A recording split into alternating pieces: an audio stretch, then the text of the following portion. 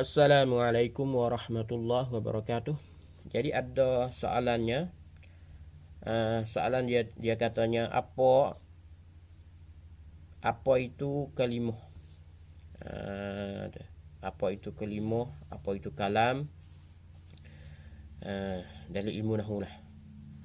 Kita nak bicarakan ilmu nahwu. Dia tanya. Jadi kalam atau kalimah ni kak, jawab dia kata tiap-tiap kalimah yang disusun daripada dua kalimah, dan seterusnya dengan susunan yang dapat faham, maka itulah dinamakan dia kalam atau jumlah. Jadi kalam, jadi jumlah tu mufidah, yang berfaedah di dalam bahasa Arab, seperti dikatakan dalam matan Ajrumiyah. Al-kalamu huwa lafzu al-murakkabu al-mufidu bil-wad'i. Bermula kalam itu lafaz yang bersusun lagi memberi faedah dengan bahasa Arab. Jadi lafaz yang susun suara situ lagi pula memberi faedah pula. Jadi kalau bersusun tak beri faedah tak jadi, atau beri faedah tak bersusun pun tak jadi juga, dengan bahasa Arab. Gitu, dengan bahasa Arab. Gitu. Lagi pula dia mari contoh. Contoh-contoh supaya lebih mudah faham dah. Jadi kalau hurai-hurai saja ni payah faham. Dia kata kita datangkan contoh-contoh yang jadi mudah faham. Kita datangkan contoh-contoh yang klasik sekali, iaitu qama Muhammadun. Ini contoh yang klasik sekali lah. Jadi siapa-siapa yang mengaji ilmu nahwu ni kak, lalulah orang panggil soalan-soalan atau misal-misal begini ni telah lalu di telinga lah. Qama Muhammadun, berdiri oleh Muhammad. Qama Muhammadun, itu contohnya. Telah berdiri oleh Muhammad. Kataba Salihun ad-darsa. Itu bagi contoh-contoh dia tu.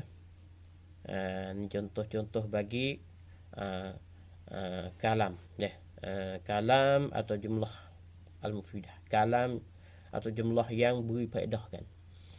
Ni kita kena bicara dalam ilmu nahwu. Dan lagi pula kita kena kenalkan kalimah, kita kena kenalkan kalam, kita mesti kenalkan jumlah-jumlah yang beri faedah. Ini satu panggil bicara kita nak bicara awal sekali dalam ilmu nahwu. Ini mula-mula sekali. Jadi walaupun kita nak mengaji bahasa Arab sekalipun, kita nak mengaji nahwu sekalipun, nahwu kena ada lah. Walaupun kita nak mengaji bahasa Arab saja pun mesti tahulah ilmu nahwu. Sekadar-sekadarnya, walaupun tak tahu dengan dalam mi pun sekalipun. Ni.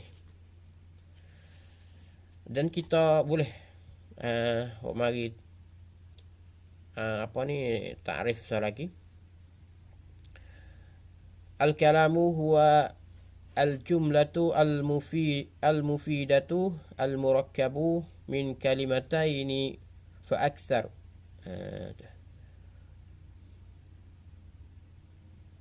Wal kalimat tanqasimu ila thalathatin aqsamin. Ismun wa fi'lun wa harfun. Ini kita nak bicara bagi nak bicara hal lain pula lah. Kita nak masuk kepada hal lain pula, insya-Allah lah. Jadi video ni kita nak sekadar saja. Kita buat pendek-pendek ya video kita. Jadi mudah-mudahan kita faham lah kalimah. Apa kalimah? Jadi lebih mudah-mudahnya mesti kita ingatkan matan-matan dia. Ingatkan matan dia, ingatkan kaedah-kaedah ilmu nahwu. Insya-Allah ia jadi cepat, jadi degah. Jadi ada dalil panggil. Jadi ada dalil yang mudahlah untuk kita nak fahamkan ilmu nahwu. Nampak sekarang sajalah. Wabillahi taufiq wal hidayah. Wassalamualaikum warahmatullahi wabarakatuh.